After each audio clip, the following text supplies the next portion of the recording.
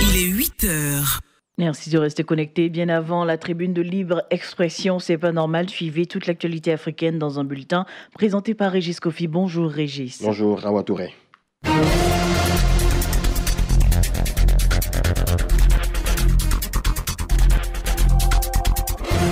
Madame, Monsieur, bonjour, bienvenue dans ce point d'information consacré à l'Afrique. En République démocratique du Congo, les candidats à la présidentielle du 23 décembre étaient en réunion avec la Commission électorale nationale indépendante CENI ce mercredi. Il s'agissait de la première rencontre dans le cadre de la commission technique mise en place entre la CENI et les candidats pour aborder les points qui fâchent.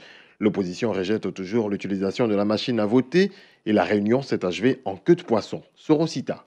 Pour la réunion, les candidats étaient accompagnés de leurs experts pour discuter de la CENI, de la question de l'utilisation de la machine à voter. Un dispositif de vote par écran tactile qui, selon les autorités congolaises, serait utilisé pour la première fois dans le pays en décembre. Les candidats de l'opposition souhaitaient que les débats tournent d'abord autour de la légalité de l'utilisation de la machine à voter, comme l'a expliqué le candidat Théodore Ngoyi. De son côté, Norbert Benzengezi, vice-président de la CENI, pense qu'il s'agit d'une forme de pression qu'exerce l'opposition. Il n'y a personne qui a dit qu'elle ne veut pas venir le 23 décembre prochain. Le consensus autour de la machine à voter était l'une des principales recommandations du Conseil de sécurité qui était en visite à Kinshasa la semaine dernière. Au finish, aucune date n'a été donnée pour une nouvelle rencontre entre la CENI et les candidats, et ce, à quelques 3 mois de l'organisation des élections. Entre 52 000 et 78 000 personnes ont traversé la frontière angolaise en 10 jours, selon les chiffres collectés par le Haut Commissariat aux réfugiés, HCR. Des Congolais en situation irrégulière expulsés d'Angola, parfois manu militari, beaucoup de jeunes hommes, mais aussi des femmes et des enfants qui souvent ont tout perdu et ne savent pas où aller. Sur place, les ONG alertent les autorités sur une situation qui pourrait devenir intenable.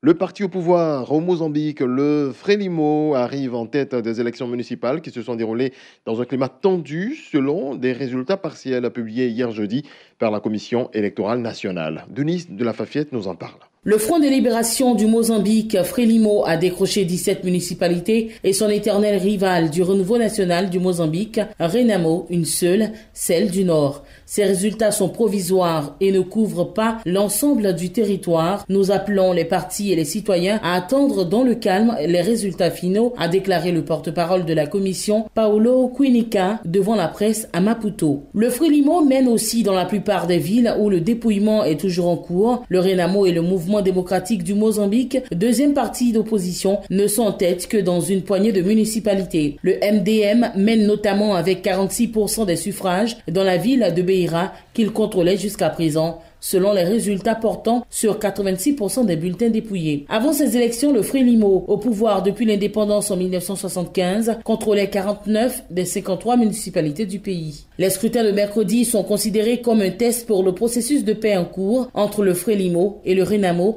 l'ancienne rébellion qui avait repris les armes en 2013 pour dénoncer la mainmise absolue du Frelimo sur le pays. Les armes se sont tues depuis 2016, mais les négociations de paix sont toujours en cours. Au Rwanda, qu'est devenu Boniface Twagirimana, le numéro 2 du parti d'opposition des forces démocratiques unifiées de Victoire Ingabire?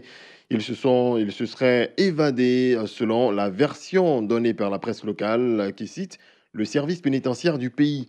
Arrêté en septembre 2017 avec 8 autres membres de son parti, Boniface Twagirimana est accusé de formation d'un groupe armé et tentative de renverser le gouvernement, mais les circonstances de cette évasion présumée restent floues. Et cette thèse ne convainc pas le parti de l'opposition.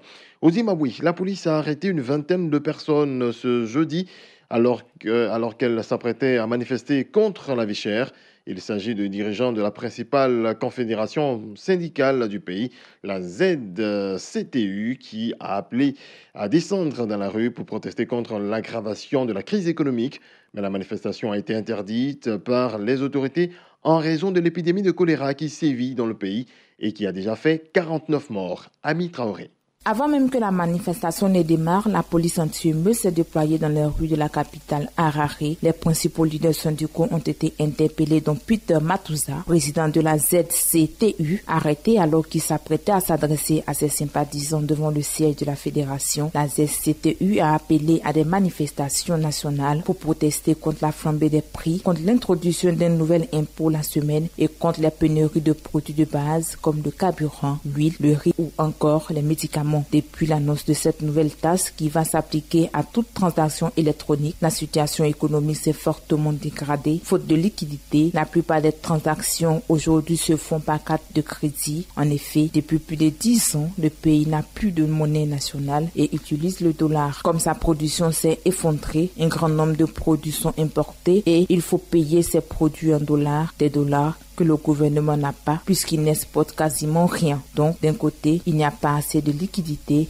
et de l'autre, une pénurie de produits et l'on obtient une flambée des prix. Une flambée accentuée par cette taxe. Ces derniers jours, on a pu voir des restaurants et des pharmacies obligés de fermer leurs portes. Le carburant est rationné, tout comme certaines denrées dans les supermarchés.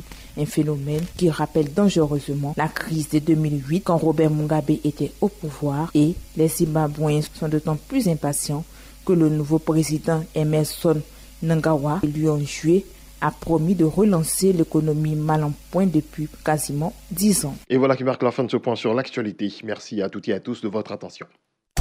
C'était le bulletin d'info présenté par Régis Kofi.